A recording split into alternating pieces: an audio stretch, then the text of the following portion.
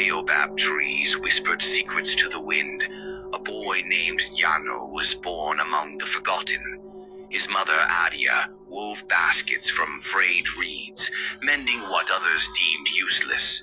His father was a ghost of the past, lost in the dust of time, some said to war, others to the bottle. The villagers called Yano Orobone the worthless one. They laughed at his threadbare tunic, scoffed at his empty hands, and spat at his feet as he passed. The village boys shoved him aside when he tried to play. The elders dismissed him when he spoke, and the merchants swatted him away like a fly when he lingered too long near their stalls. Yet Yano had something they could not see, a fire that would not be smothered. At night, beneath the silver glow of the moon, he sat beside his mother, listening to stories passed down through generations. They spoke of warriors who carved their names into legend, of rulers who rose from the dust to shape the fate of nations. "Strength is not in gold, my son," Adia told him, her fingers weaving patterns of fate into her baskets. "It is in the heart that refuses to kneel before despair." And so Yano refused.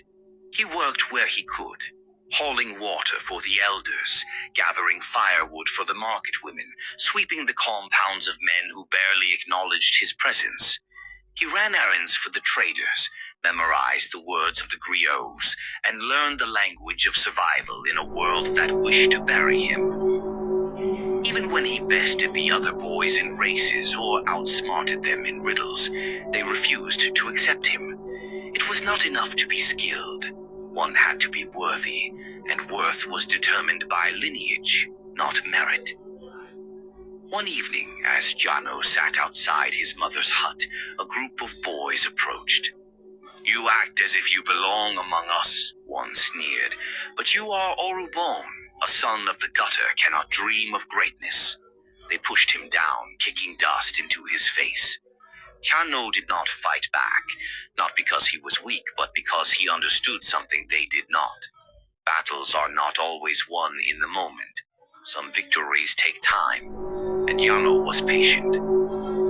One morning, messengers from the kingdom of Nasambe arrived in Yadua. A proclamation rang through the air. "By decree of King Mbuko, a great challenge shall be held.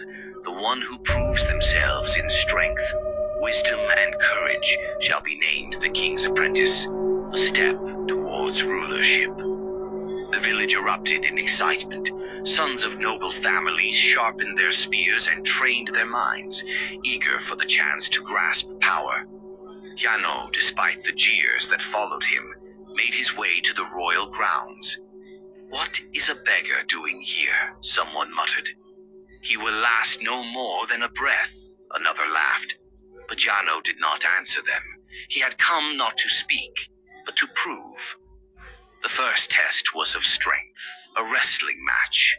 The arena trembled with the clash of bodies, the air thick with the scent of sweat and dust. Yano, smaller than most, did not rely on brute force. He studied his opponents, their movements, their weaknesses. When they lunged, he dodged. When they overextended, he struck. He moved like the forest cat, silent, swift, and deadly. One by one, the stronger fell before the clever. The second test was of wit. The elders posed riddles woven in layers of mystery. Young men of noble birth, confident in their lineage, stumbled over their own tongues. But Yano, who had spent years absorbing the wisdom of his mother's stories, cut through the confusion like a hunter's spear. What is lighter than air but can crush a man? The others hesitated. Yano answered without pause. A broken promise. The third and final test was the most perilous, the journey to the Cave of Spirits. Deep within the mountains lay a cavern where truth was said to take form as fire. Many entered, few returned. Some were lost to fear, others to illusions of their own making. Yano walked into the darkness, his heart steady.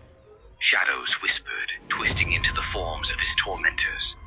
They spat his old name, Orobone, worthless one. taunting him, drowning him in the voices of the past. But Yano did not listen. He pressed forward, past fear, past doubt, until he reached the heart of the cave. There, a single flame flickered, small yet unyielding. Yano cupped it in his hands, and though it should have burned, it did not. He emerged at dawn, the flame still alive in his grasp, proof of his unshaken spirit. When Yano stood before the king, the jeers had died. In their place, only silence and awe remained. King Imbuko rose from his seat, his eyes heavy with something Yano had never seen before: respect. You who were called worthless have proven more valuable than gold, the king declared. You who were cast aside shall now stand at my right hand. And so the boy who had once been trampled beneath the feet of others became Yano the Wise, not through birthright but through will.